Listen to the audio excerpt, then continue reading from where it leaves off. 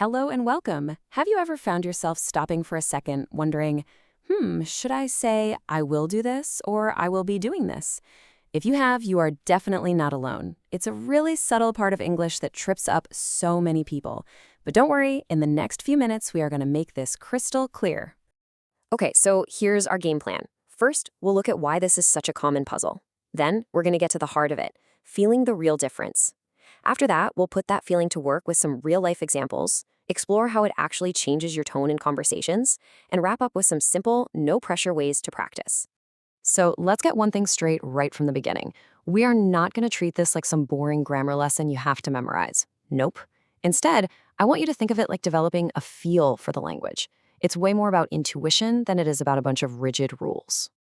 So here they are, our two main players. I will work and I will be working. Now, at first glance, they look almost identical, right? They both point to something happening in the future. So what's the big deal? Yeah, what is the real difference? It's a great question, and you know what? If you're not 100% sure, that is completely normal. This is one of those classic tricky spots in English.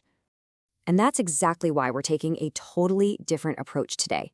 Let's just forget the dusty grammar books for a minute. We're going to unlock this whole thing by focusing on the feeling behind the words and the situations where you'd actually use them. All right, you ready? Let's get to the core concept. Seriously, this is the one idea that once you get it is going to make everything else just click. Okay, here it is. This is the key to everything. I will do is like an item on a to-do list, but I will be doing is like a scene from a movie. Let's break down exactly what I mean by that. When you say I will do something, you're kind of looking at the future from the outside. You're just stating a fact, a plan, an intention. It's like you're pointing to an item on your calendar. It's direct, it's simple, it's a point on a list.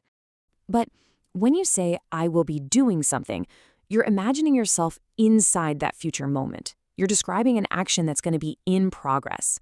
You're not just stating a plan. You're painting a picture. You're describing a scene from that movie. So now let's see how this actually plays out in the real world. We're going to take this outside versus inside feeling and apply it to some super common everyday situations. Check this out. I will work tomorrow. That's the plan. It's the item on your list. But the second you add a specific time, like at 10 a.m., you're stepping into the movie. You can picture yourself at your desk, focused. You're inside that moment, so you say, I will be working. We see the exact same pattern right here.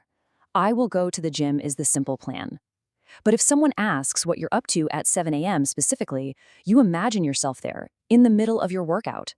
You're describing the scene, I will be exercising. One more time, just to make sure it sticks.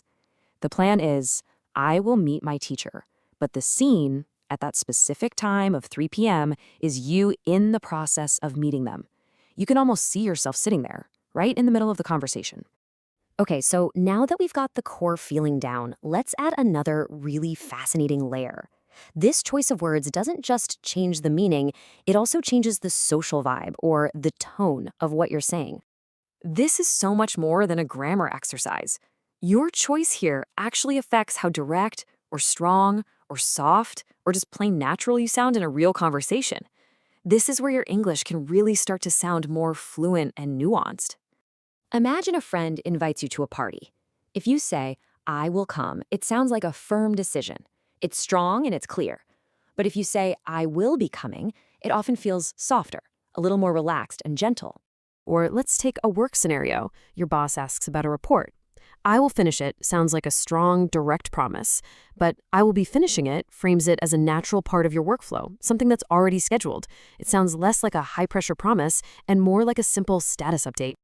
This difference is huge in just everyday speech. If someone asks you to join them for lunch, yes, I will join, is grammatically perfect, but it can sound a little stiff, a little formal. In a relaxed conversation, yes, I'll be joining. Just sounds so much more natural and friendly.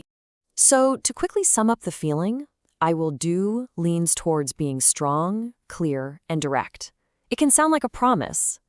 I will be doing, on the other hand, leans towards being softer, more natural, and warmer, describing something that's part of an ongoing flow. Okay, we've covered the feeling and we've covered the tone. Now for the most important part, how to make this a natural part of your own speech without all the pressure. Now, the most important thing to remember is this. Mixing these up is not a big mistake. People will almost always understand you. Our goal here is not about achieving perfection. It's about making small, gradual adjustments to help you sound even more natural. Here are a few quick tips. First, if you hear a specific time, like at 9 p.m., let that be your trigger to think inside the moment and use I will be doing. Second, for a sudden decision you make on the spot, like, don't worry, I will help you, this simple form is usually better. And finally, just be careful not to mix the two forms together, like saying, I will be go. Here's your simple 3-step plan. First, just start listening for these forms when you watch movies or talk to people. Second, notice the context. Are they talking about a simple plan, or are they describing a scene? And finally, slowly and with zero pressure, start trying to adjust your own speech. So I'll leave you with a question, and I want you to really think about it. Not just what you will do tomorrow, but at this exact same time, 24 hours from now, what will you be doing? Try to answer that out loud and really feel the difference for yourself.